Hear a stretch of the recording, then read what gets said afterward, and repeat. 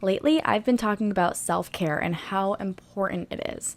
Sometimes it's really hard to find the time in our busy weeks to fit just one day in for that. And I know some of us are out there saying, wait, I was on board with this whole self-care thing if it was just like here and there, but you're saying once a week? I don't think I can do that. Well, it's something that is a choice, really. What do you put as a priority?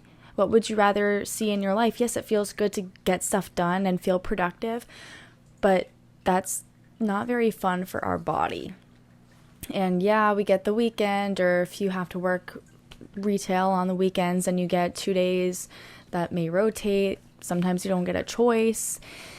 And those are supposed to be like our reset days, but how are we supposed to let our body recharge and try to keep the house together, do our laundry, do the dishes, and see our family and everything in between? It's damn near impossible. And I have come to realize that it used to be like a here and there thing for me, and now it's one day a week aside from the weekends. One day a week, I'll still do some things and be productive, but I'm setting the bar way down here. If I get one thing done, I'm going to be clapping for myself because I'm taking the rest of the time to just sit back and relax and let my body recharge. And today is that day for me. I have had such a fun couple days.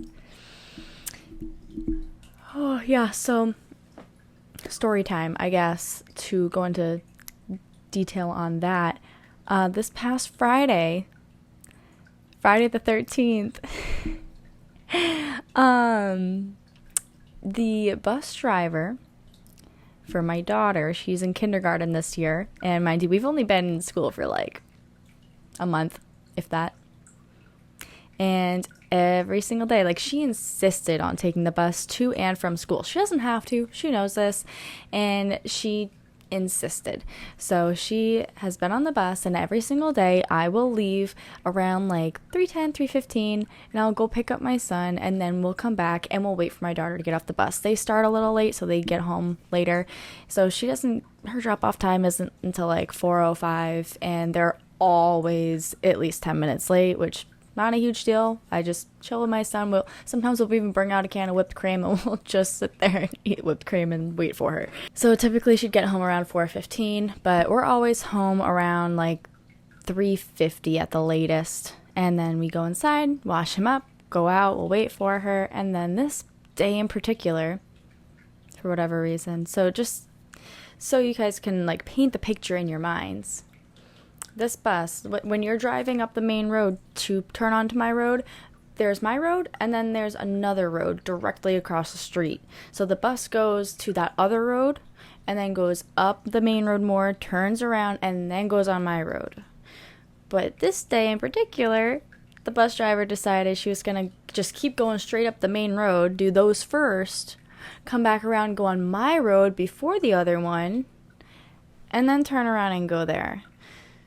So that means they went to my house to try to drop my daughter off when nobody was here, which they didn't because they can't legally, 30 minutes or more before their scheduled time.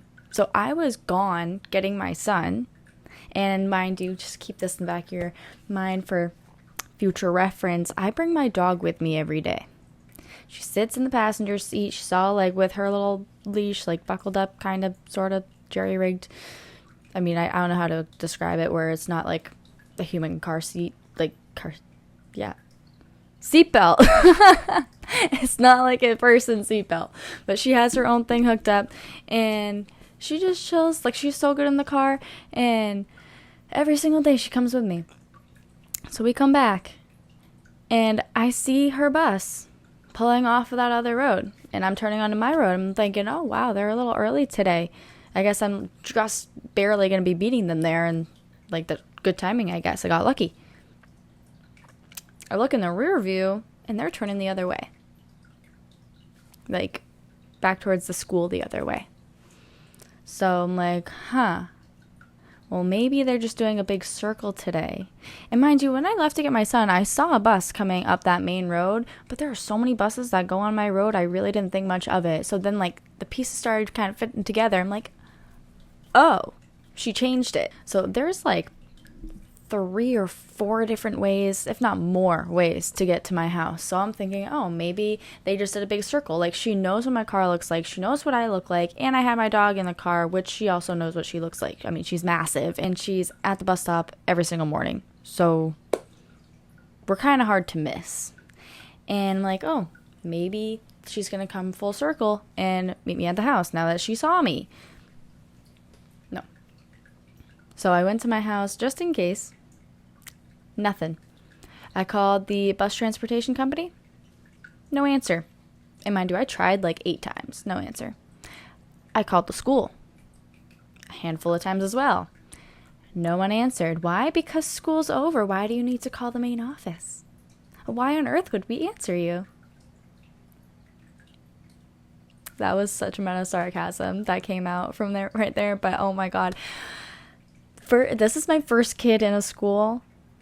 And then this happens, and I don't know the protocol when you don't drop off a kid. I mean, now I do, but I didn't, and no one was answering the phone. So I'm freaking out and like trying not to get emotional. Like, I have my son in the back seat, and I come home trying to call everybody.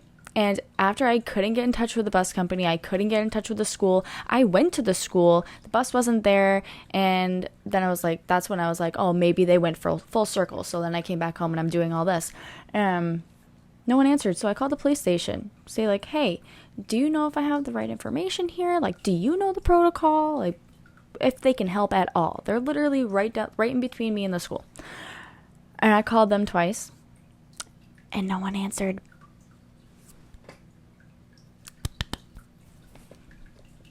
Okay. So I'm on the phone with my mom, and at this point, I am freaking out. I'm like trying to remember to keep my cool, but it is very hard to keep your cool during this entire situation when your dog decides, oh, you're stressed out. Is this a bad time? Well, I have diarrhea and I can't hold it.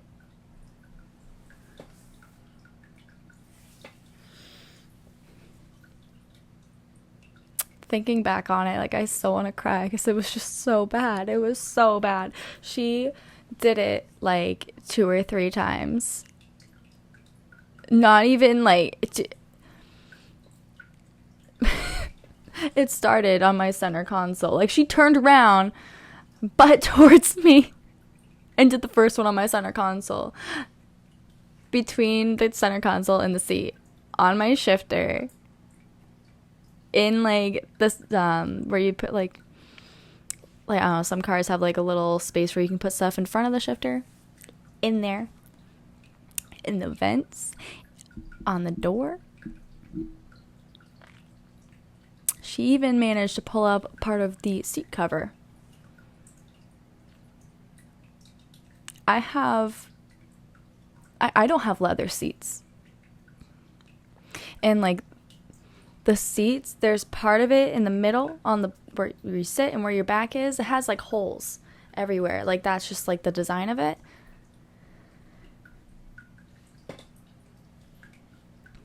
I have been scrubbing for 3 days.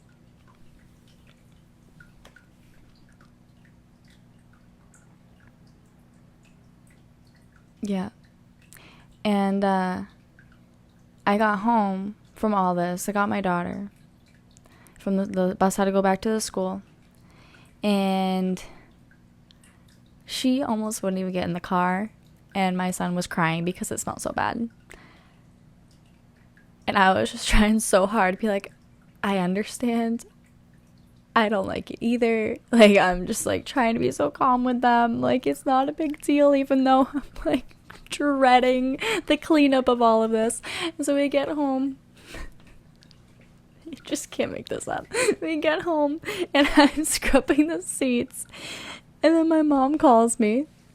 And mind you, like, I've already talked to her and given her an update of everything, and she calls me when she's on our road, so she's like almost here, and she pulls in, and I'm like, on the phone saying, you probably won't be too happy because while I've been scrubbing the car, the dog dug a hole in the yard, and I had been hosing her down because, like, she was full of crap. So she's, like, on her run, and I hosed her down. I left the hose there because, like, I still needed to clean my car, and she was okay. Like, I just wanted to get her more close up before bringing her in the house. And so I just left the hose there. I turned it off, and then I was scrubbing the car. And my son turned the water on and filled the hole that the dog dug. And they made a mud pit in the backyard. And they were filthy. And then so my mom gets home, and she's trying to help me out. She gets my son naked, and she's trying to wash him up. And she turns around, goes inside, grabs clothes, comes back out. And this boy has shit in the yard.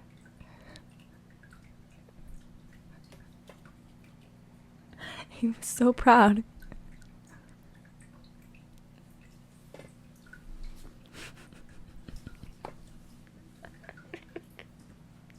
Like, you really can't make this shit up.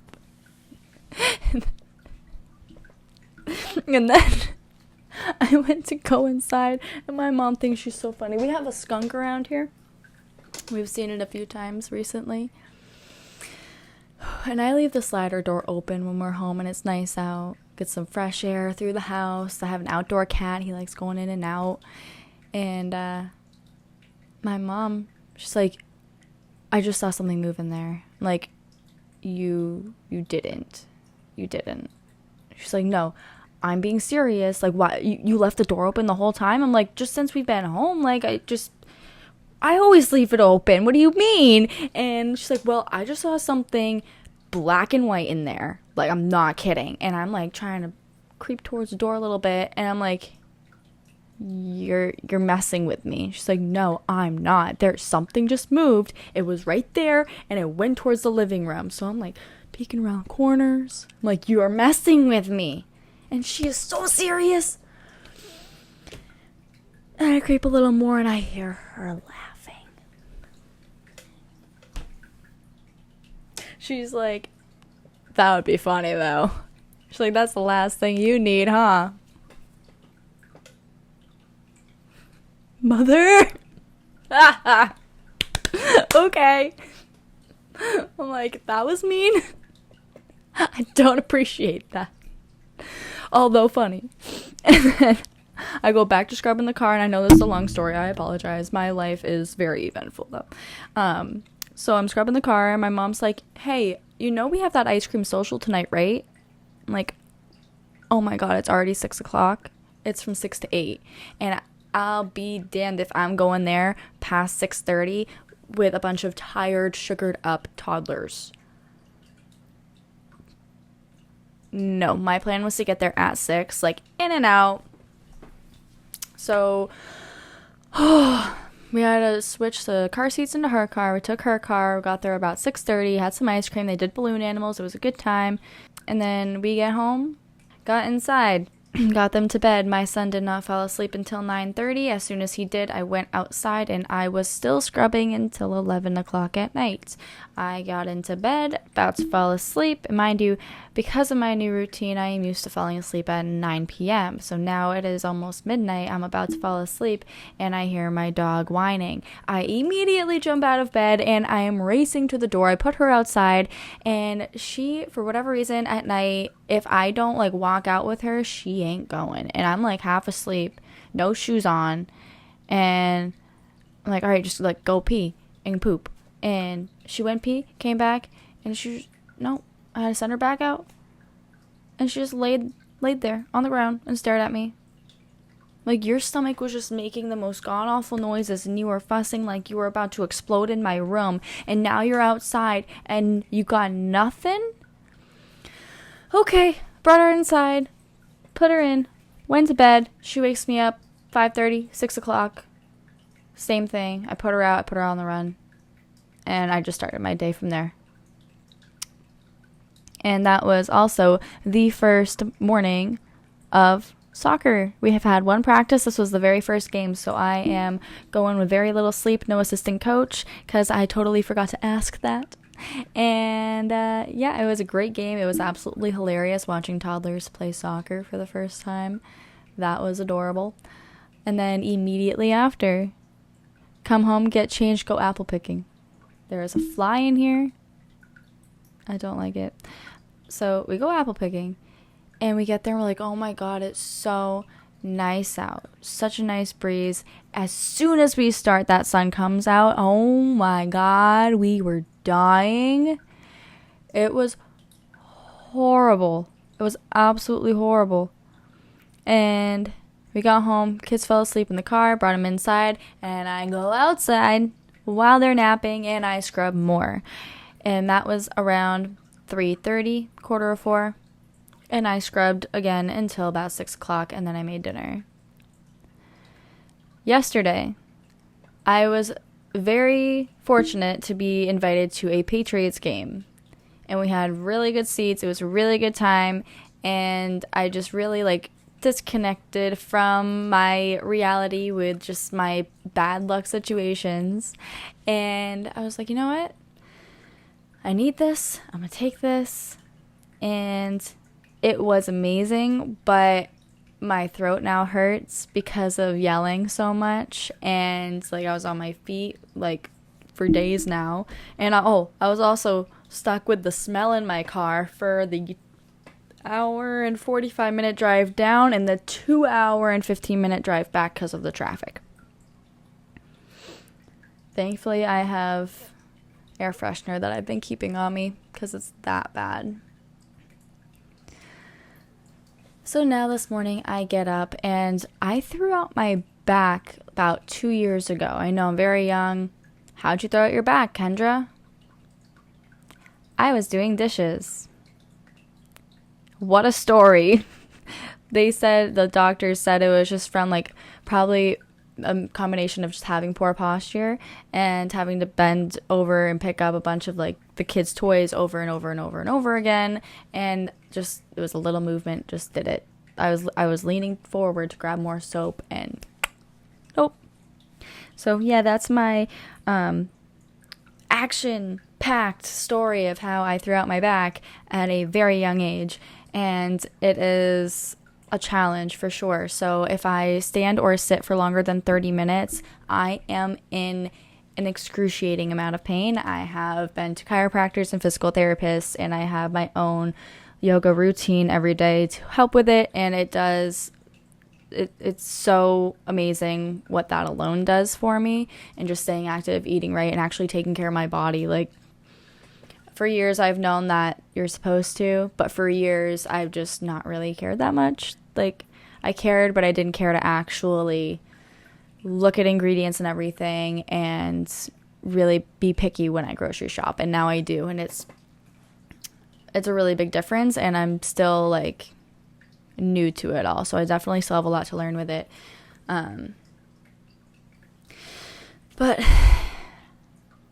yeah, so after sitting in the car for that long, not moving, I feel like my body feels absolutely broken. I woke up and I got a relatively good amount of sleep, and I am not back to where I need to be, and I know that. So instead of going in on a Monday, yes, I'm not at a 9 to 5, but I do try to hold myself to the same standards of starting my day at a certain time, ending my day at a certain time, and getting a certain amount of work done in that time.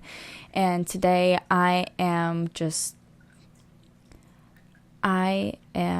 hurting. So I spent most of the morning in the bath, just steaming hot water, relaxing. I want to have the laziest day I possibly can. I mean, I still have to do laundry and mom stuff and whatever, but I am not holding myself to any standards today. I don't expect myself to get anything major completed. I know if the house looks the same as it did last night, then it is what it is, and I have tomorrow to fix it all. So sometimes you really just have to look at the challenges that you faced in the last few days and realize like how much weight that really is and how much it affects you. I look back and I could still be so mad, and I was joking. I called my friends. I'm like, hey, like, do you have any tips or tricks to getting the smell out of a car? And they're like, oh yeah, easy, just burn it.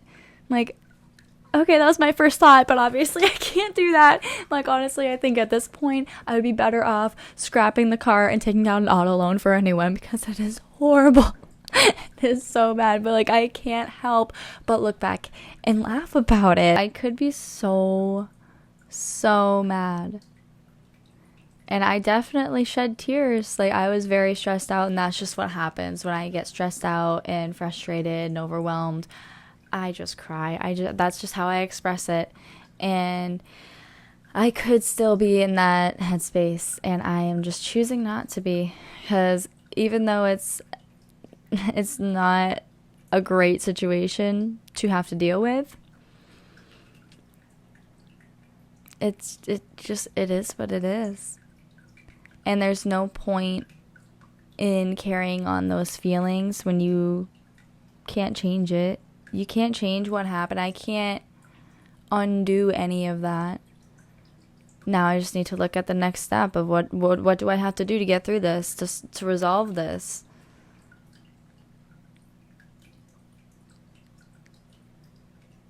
So if you feel like you're going through a hard time, you learn from it, you grow patience from it, you realize it's not going to last forever. I mean, unless you allow it to. You take steps towards resolving it, getting back to a better place, recharging yourself. Take a day off, man. If it feels that rough, take a day off. Actually, I don't know how much time I really have, but I am planning on just chilling out for probably like an hour until I have to go get my kids. Like, nope. I'm tapped out for today, and I am listening to my body and taking action to not take action. Like, I need a day. Maybe even two. But, there will be more days to get stuff done. This stuff isn't going anywhere. But my body is what's important, and not being sore, not feeling broken, not feeling just so energetically drained. Like, I need to make sure my priorities are straight. So, yeah. And I'm sorry again, that was a really long story, but oh, my dog also ate my gourds. I had a really good joke. Oh my god. So there's the gourds. They look funny. Like, this one gourd looked like a phone. Really weird. So I pick it up and I go, wait, what'd you say? Oh my gourd. I'm hilarious. I know. I swear I should have a separate, like, at least TikTok account where I just do my jokes, because I really think I'm super funny. I laugh. I get myself laughing all the time. I'm star of the show right here. Okay? If anyone wants some more horrible jokes, I got them for you. What did the big flower say to the little flower? Hey there, bud. They're so bad. How much does a chimney cost? Nothing. It's on the house. Okay, I'm done. All right. I'll catch you in the next video. Peace out.